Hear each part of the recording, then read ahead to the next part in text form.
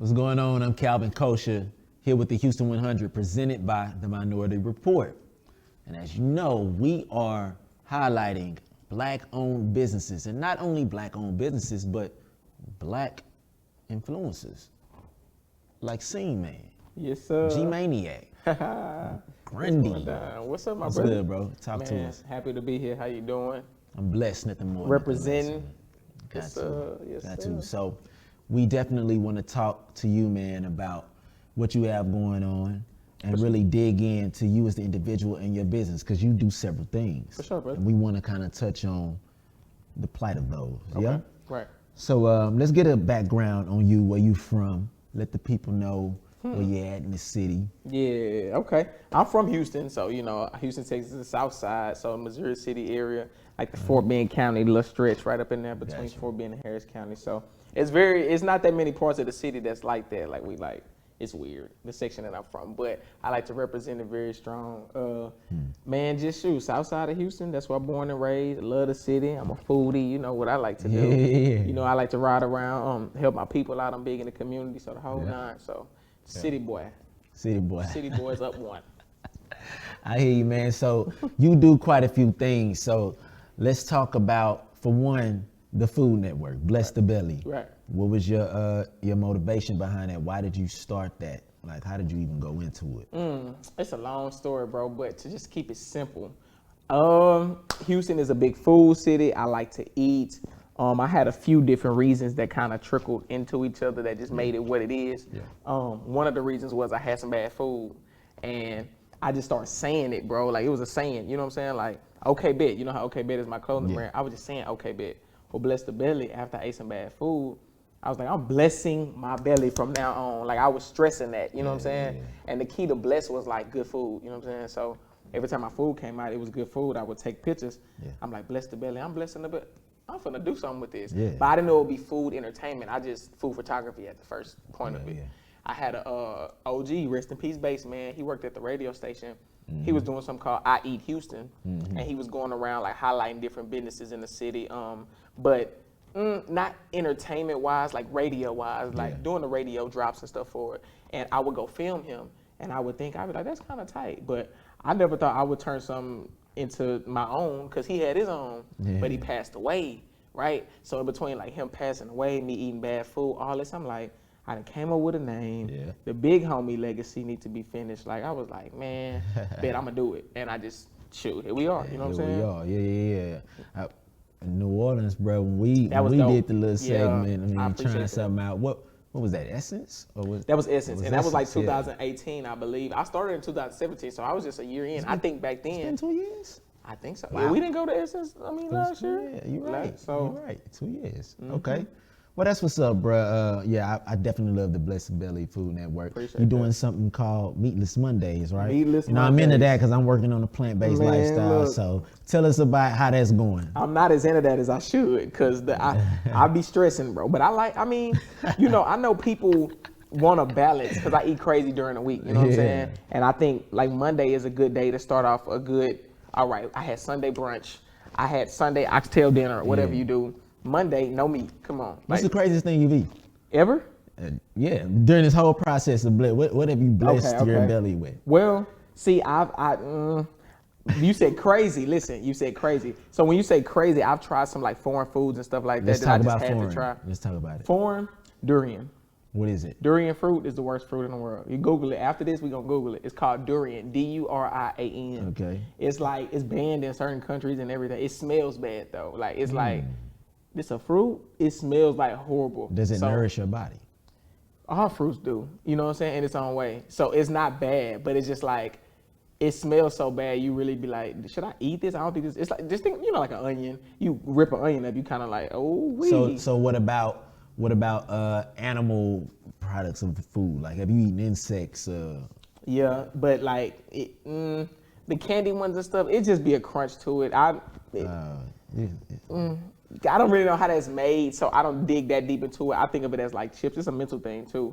I know a lot of people go off texture, like when you eat stuff. I'm not a super big fan of just regular oysters. I like char-grilled oysters, but like regular oysters, I'll be like, oh, that texture, what the hell? Yeah, I don't like the tarantula slimy little, you know. Yeah, the tarantula. Nah, hell nah. It wasn't Snake? tarantula. Nah, no snake. I ain't did none of that. But I done seen some weird stuff too, bro. They sell everything. Once since I jumped into the food game, I done seen people sell deer nuts. Like they sell deer nuts in a can. Like people eat that, dog.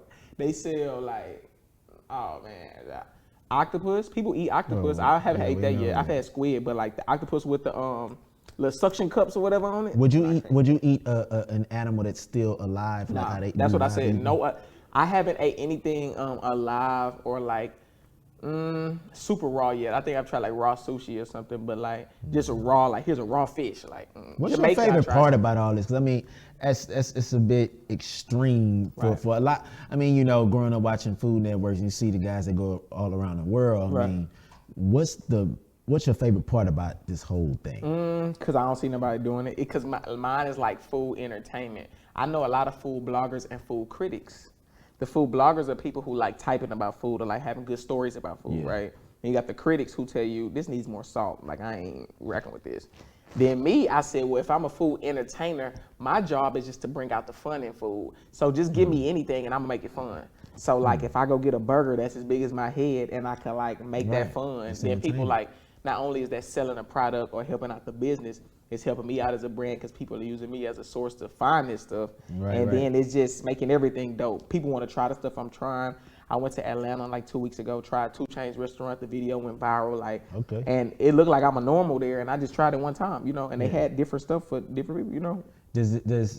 How much money do you have to put into this type of thing? Or is it like you really don't have to put much into it at all? Like you getting... Nah, you gotta, for any brand, because I hate when people think they ain't gotta spend no money. You gotta spend some money, whatever your brand is. But like, I just try to find interesting ways to do it. So like, you got a lot of blogs out here. You have a lot of influencers on the internet, period. If you're a makeup stylist or if you got a clothing line or whatever, I feel like realistically you should pay somebody with the following that you want to promote your stuff. So if you say somebody like Trey, look, people pay him $200, wear my shirt in your next video. So in your next video, they shirts get that exposure. So I think like same thing, bro, with food and food marketing. You need to market your food. I don't care what restaurant you are. What have you done?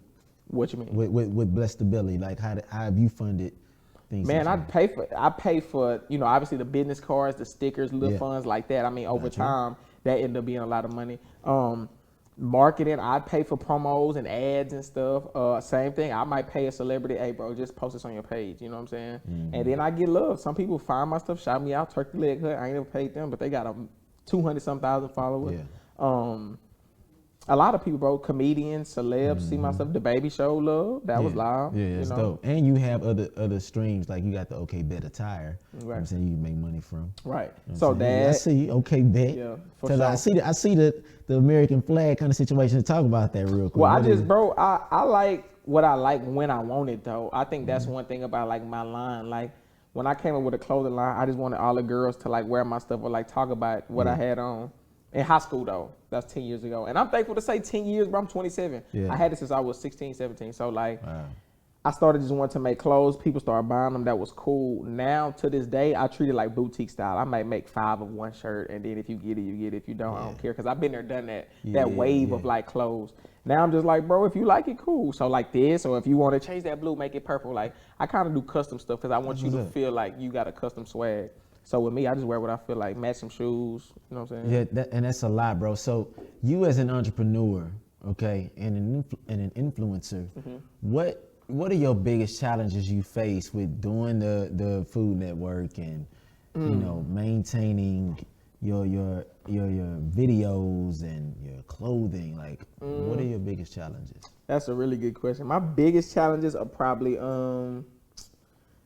just time, like knowing what you're gonna do with your time. Well, structure. I ain't even gonna say time. Okay. Structure. So with me, my lifestyle is like a freelance kind of lifestyle. You know what I'm saying? So I commit to a lot of stuff that sometimes I'll be like, damn, what? I keep a cool little schedule, but it's just like, you know what you gotta do, then you know what you want to support, then you know like family, you gotta, you know, all that takes a factor. So it's just kind of like, damn. My main thing is structure, like knowing my time. All right, it's 8 o'clock. I need to be here on this day doing this for sure. That's why I can't get a good workout schedule because I'm all over the place. But I want to like literally be like, okay, every morning, I don't care what I'm doing.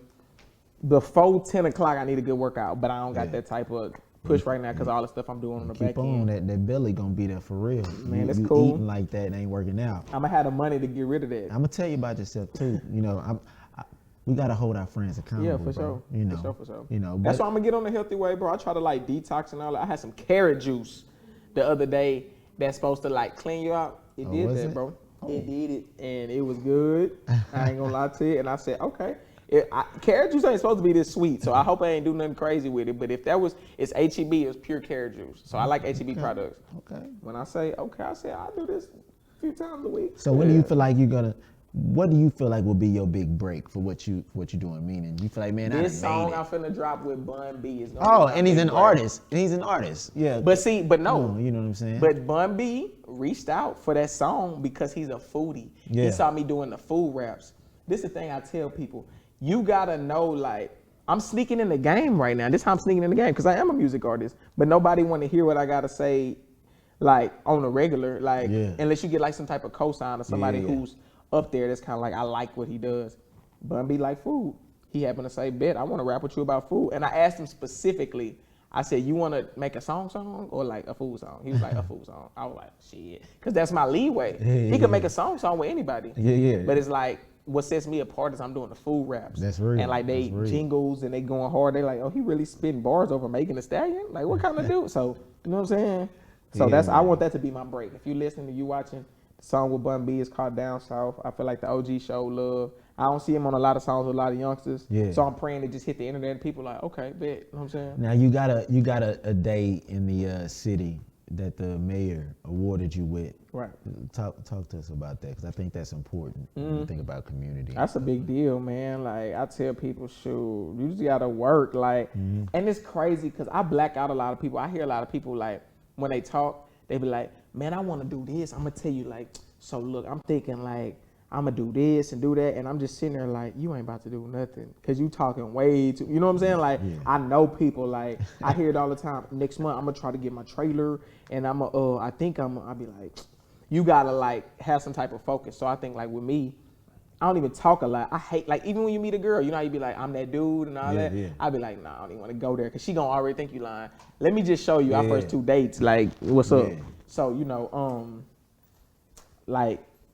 I guess with the mayor situation, I put my foot on the ground, bro. I'm really out here. I be in the streets, like, really. So he sees me. So it ain't like one of them requests, like, hey, can I? It's like, oh, I know this guy. Every time he see me, he smile. He be like, dab me up, pat me on my back or something. I be like, love. And I personally pop out to his events. He got his own park. Sylvester Turner got a park in Lakers home where he from. I'm everywhere. So if you do that, then I mean, eventually you get what you deserve. Yeah, and I'm in the community. You don't have to tell me to go feed the homeless. You just gonna pop up on my Instagram and be like, this fool did what? He just fed 20 people that was on the side of the street. That's it. Middle of the day. That's real. No cameras. Okay. So have you always had this kind of hustle, or have you learned more things about yourself that have gotten you better? Like, I always had it, bro. You hustle or like wanting to get back to the community? Whatever. Like if you look at yourself when you were 16. If G-Mayniac always been like this guy. Yeah, cause bro, I ain't gonna lie, bro. I've been finding ways to be creative since a kid, so I knew like it was gonna be something. Like every season for me is something new. Yeah. When MP3 players first came out, I had to get on that wave. I was telling my dad, I was like, let's go to Radio Shack. I don't care if we gotta wait in line. People still jamming CDs. I need an MP3 player. And I rap. I was still a youngster rapping. I was like, they gonna be jamming me with their headphones, daddy. They don't need no big, whatchamacallit. Like, he just like, whatever. We go to Radio Shack, get the MP3 player. I come loaded up with my music. I always found ways to try to be ahead of the curve. I sold CDs in middle school, 2 for $5. My big brother, Burnham. I remember them days. I go to LimeWire and all that stuff too, help him out. 2 for $5. Man, if you just want one CD, $3, $5. I used to screw and chop my own music on my little radio CD cassette thing. Like, I'll put tapes in there. Yeah. And literally, bro, like, how Screw probably found his stuff is literally probably how I figured it. And I never really, this is the first time I'm ever saying this, but I used to put cassettes in the deck and, bro, like, I think I used to press, like, record and rewind or something at the same time. Yeah. And it would slow it down. I could do the radio like that, CDs like that. So I always was like, that's how I end up getting, like, the action figures and all that. If I think of something, I'm gonna do it right then, and I'm gonna make sure I got the money to do it. You literally have figurines, action figures made out of you, like condoms. My big homie told me, "Hey, bro, it'll be live. I had like this clique in college called Virgin Gang, but we called ourselves that for a lot of reasons. Obviously to like bring like funny awareness to like the virgin type lifestyle, but really it was just more so clean cut. We called ourselves pure, tight circle, like a virgin, all type of stuff. It was funny, but all these innuendos, these sexual innuendos. Yeah, bro, pretty much. I did that. What was my point? I did that. Because we was talking about your figurine, like you got things made. Right. Oh yeah. And so one of my homies was like, "Bro, you Virgin Gang. What if you did some condoms that'll throw people off, right?" And I was like, 20 minutes later, dog, after I probably smacked my lips, like, bro, you crazy. I ordered them. You see what I'm saying? Yeah. I know people that'll be like, oh, in a month, I think I'll be like, see, you ain't gonna do it. Just do it, bro. And then my investments be little to, you know what I'm saying? Like $50, $60. All right, for some condoms, boom. I got the condoms. I put them in like a bush and did like a photo shoot or something, like randomly at a hotel I was staying at one day.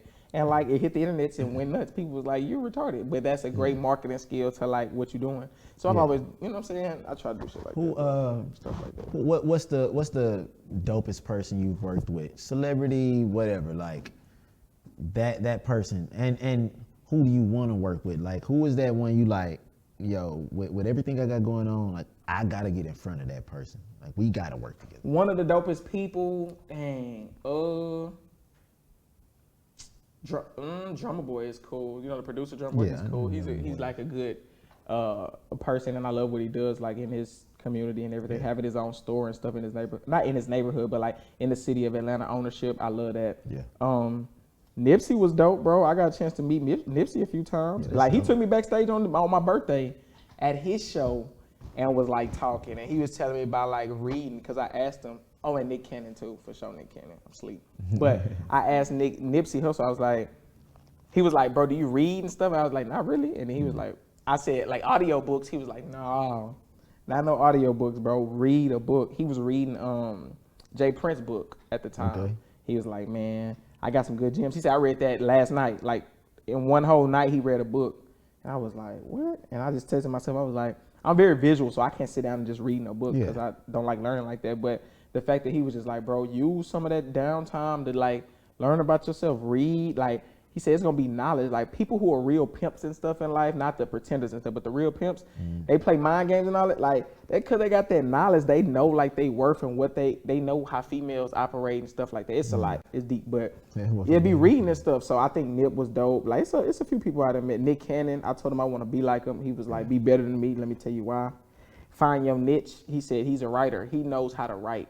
Okay. Writing is what got him through anything, like writing a song, writing a script for a movie, writing Wildin' Out. He wrote that. Yeah. And he was like, find your stuff. I figured it was creating. I just like creating. Who the next person you want to work with? I want to work with, who do I want to work with, dog? I just had it at the tip of my tongue before I start saying all the other stuff. Who is somebody that's dope that I want to work with? Tyler Perry, dog. Like, cause that situation, like, is like, too open for me to be like, know what I'm saying? Yeah. Like he has a studio thing in Atlanta doing all that, but I don't see no like natural, young, just like flourishing talent. I see talent for sure. Of course, it's Tyler Perry. He got all that type of talent over there, but like young, thriving, like that's just dope. Like lovable, likable person. Yeah. I don't really. You might have somebody likable. I don't really just lovable. So I would want to work with Tyler Perry. I feel like I could fit that lane. Like just. Try to please everybody, even though it ain't gonna work. Just something dope, you know, for the community and stuff. Especially coming from the H. We need like a dope influence entertainment type of person from Houston, not just rappers and singers and ball players and stuff, you know? Hey, that's dope, bro. Yeah, I've heard Tyler Perry a lot. What would you say if you were speaking to that young cat that come from your neighborhood, who want to be something like you, right? They look up to. I know you got kids that look up to you, man. Right. I've witnessed it myself. What is your real advice to them? Because you do more than just being an influencer, and that is your business too. You know what I'm saying? So, speak to that young cat. Speak to that young girl that's out here trying to come up on the scene. What's that advice? Just don't let your situation knock you off your pivot. I know life. As long as you're on Earth, you're gonna have ups and downs. You know what I'm saying? Ain't nothing perfect. You got millionaires that still struggling, still ain't got love, still a lot of stuff. So just find your purpose within yourself. Like me, I still walk around like, damn, like I don't know exactly what my purpose is, but I know I am here to impact and like help my peers, and I know I'm a helpful type person and stuff. So just know like what your qualities are, your worth is, and stuff like that. And I mean, just grow. Life is about seasons, like even relationships and stuff. Like I tell people all the time, when you 21, I mean, if you get married and stuff at 21, hooray, like cool. But if you're 21 and you're still trying to figure it out, that's how it's supposed to be. People be 21 like, I'm tired of everybody's like, bro, you just getting started. Like, so I would just tell people, you know, bump your head a few times. I done stood out in the cold to get in buildings I wasn't supposed to be in, but to make it work for my brand, bro. So whatever you're trying to do, really do it. I feel like half of America, 85% of America is lazy, dog. Like, that's why the Hulus and the Netflix and all that is popping, because people want to sit down and just press buttons and stuff. I'd be surprised right now if they had a controller that you could blow and it'd, you know, just change whatever you want. Like, that'd be the best seller right now, because people food. at home. You know what I'm saying? You'll get that if the controller could cook your food. Yeah, I get that one. you That'd be would. a cool one. But for real though, like, people would do that, bro. So, you know, I'm just like, hey man, do what you gotta do. You know what I'm That's saying? what's up, bro. There's a lot of foodies out there, and there's a lot of chefs and restaurant owners who I'm pretty sure would love to have you come through to their restaurant. How do they get in contact with you? What do they have to do? What do they have to say in order to work with Bless the Belly?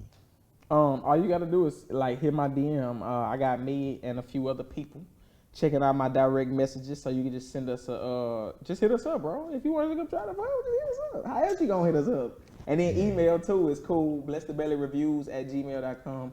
We can do all that. Just find a way to reach out, and I'm using your fork, baby. I'm ready. Now, if she cooking in her home, I'm still using her fork, baby. I'm ready.